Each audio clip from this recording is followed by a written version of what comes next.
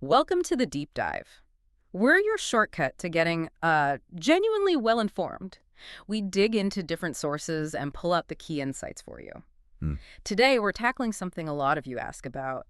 How do I actually improve my English? Yeah, it's a big one. Right. Maybe you need it for work, or you're getting into a new field, or maybe you're just, super curious. Good English often feels like the key. Absolutely. And our mission for this deep dive, it's really about looking at those practical daily habits, Yeah. things that actually work to boost your skills fast. Right. We've pulled together expert advice, tried to make it really clear, actionable, stuff you can use. They'll overload. Exactly. Tailored for you, aiming for clarity, making it engaging, and hoping for a few of those aha moments along the way. Yeah, I think this topic's great because it's so practical. It's not just theory, right? Totally. It's about things you can do, like right now, to feel more confident and speak more smoothly, turning that wanting to improve into actually doing it. Mhm. Okay, so let's unpack this. Let's do it. So when you're starting, any big learning project, there's that first step, the foundation, and sometimes it gets missed. It really does. We're talking about setting a clear goal. Okay. Why is that so vital? Well, it's all about focus, cognitive focus, really.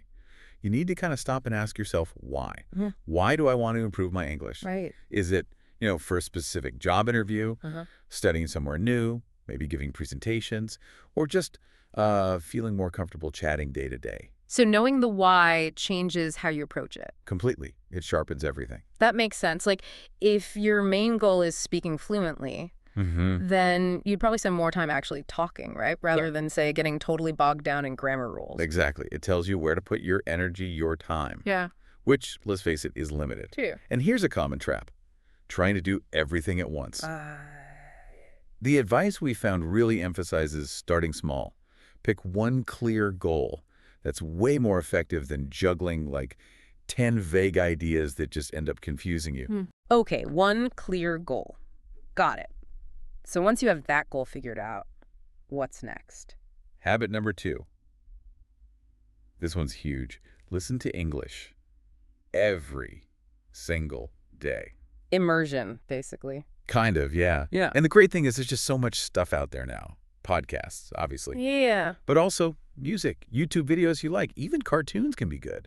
The key is just doing it consistently. And what's the payoff there? Just understanding more words? It's more than that. When you listen daily, your brain starts to pick up on the rhythm of the language. Oh, interesting. Yeah, the pronunciation, the way people naturally group words together, those little phrase chunks. Oh, okay. It helps your own speaking sound more natural, sort of automatically. It's like letting the language's music sink in. So you don't need to understand everything. No, not at all. Don't get hung up on that, especially at first. The real goal is just getting your brain used to the sounds, the cadence. Your brain's smart. It'll start recognizing patterns, even if you're not consciously translating. Okay, that takes some pressure off. What about, practical tips? Well, one good tip is maybe starting with subtitles. Right. Could be English subtitles, or even your native language first. Then slowly try listening without them. Layering it up. Exactly. It builds up your listening confidence and comprehension step by step. Okay, that makes sense. Now, let's talk about the big one.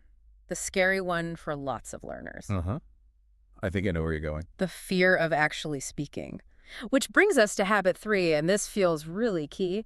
You gotta speak. Yeah. Even if it's not perfect. Oh, absolutely vital. And, there's this common hang-up. Yeah. This idea that you have to wait until your grammar is absolutely perfect before you dare say anything. Right, I'll speak when I'm ready. Exactly.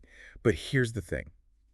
That perfect day, it basically never comes. Haha, probably not. And waiting actually stops you from building the skills you need for speaking.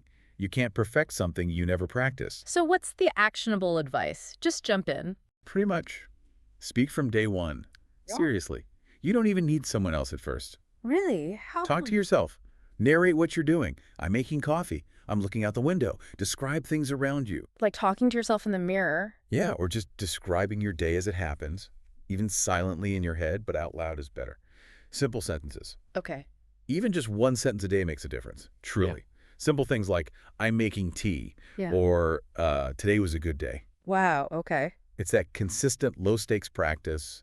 That's what rewires your brain and makes speaking feel less like a huge effort over time. And I guess confidence plays a big role there, more than having, like, fancy words. Massively. It's about getting comfortable using the language, not just knowing rules. Okay, that leads nicely into something else you mentioned, mistakes. Ah, yes. Crucial point.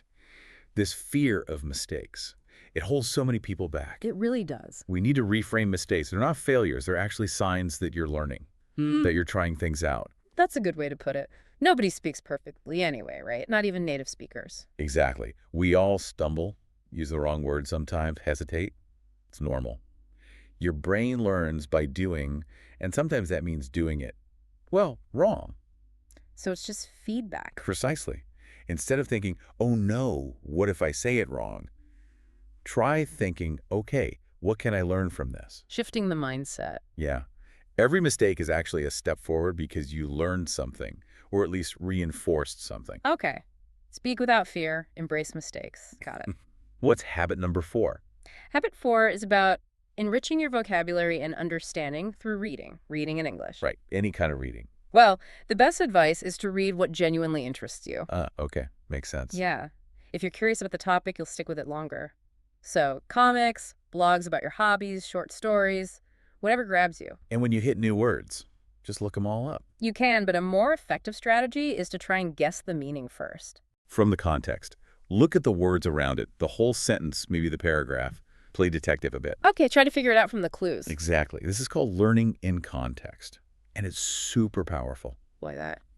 Because your brain connects the word not just to a definition, but to the situation, maybe a feeling, other related words. Ah, so it sticks better. Much better. Yeah. And you understand how to actually use the word, not just what it means in isolation.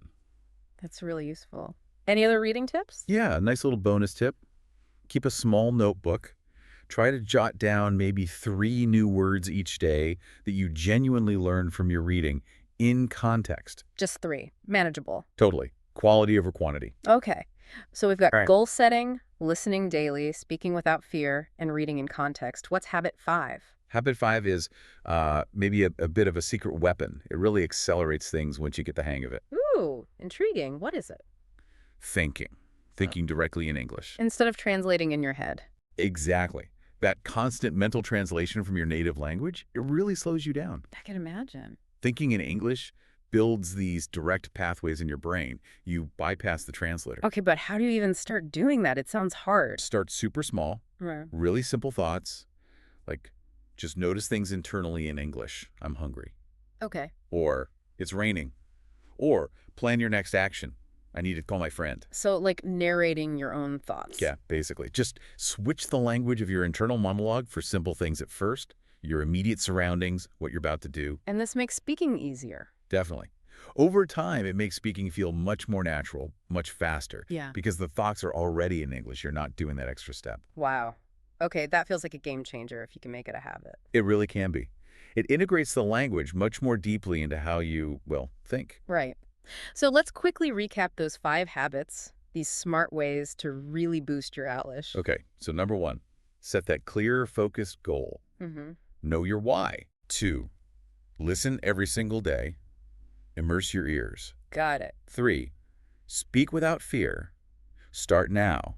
Embrace those mistakes as learning moments. That's crucial. 4, read stuff you like and learn those new words in context. Okay. And finally 5, start cultivating that habit of thinking directly in English. Fantastic. That's a really solid set of actions. Yeah, backed by expert advice. But, improvement doesn't happen overnight, really. No, definitely not. Progress takes time. But the key is consistency. If you do these things, even a little bit, regularly, you will see improvement. So what does this all mean for you listening right now? Well, first off, just by listening to this deep dive, you're already taking action. That's true. You're seeking out ways to improve, and honestly, that's a huge part of the battle. You're probably doing better than you give yourself credit for. Good point. So just keep going. Keep taking those small, deliberate steps. And remember that thing about consistency over perfection? Absolutely key. Speak a little, listen a little, read a little, learn a little. Make it a daily thing, even if it's just for a few minutes. Small steps add up. They really do. And try to, enjoy the journey, too. If we look at the bigger picture, English isn't just some school subject you have to pass. Right. It's a skill you're building, a tool you're sharpening. It's a connection to a wider world. It's becoming part of you beautifully. That's a great perspective. Which kind of brings us to a final thought, maybe a challenge for you listening. Mm-hmm. What's one small thing, one consistent step you can take, maybe starting today, right after this, to weave one of these habits into your routine? Yeah, good question. How can you start making English less like something you study and more just a natural part of how you think and interact every day? Food for thought. Definitely. Well, thank you so much for joining us on the deep dive today. It was a pleasure. And if you found this useful, maybe share it with someone else you know who's working on their English too. Yeah, spread the knowledge. And remember to look out for the deep dive wherever you get your podcasts or wherever you listen. More insights always coming your way.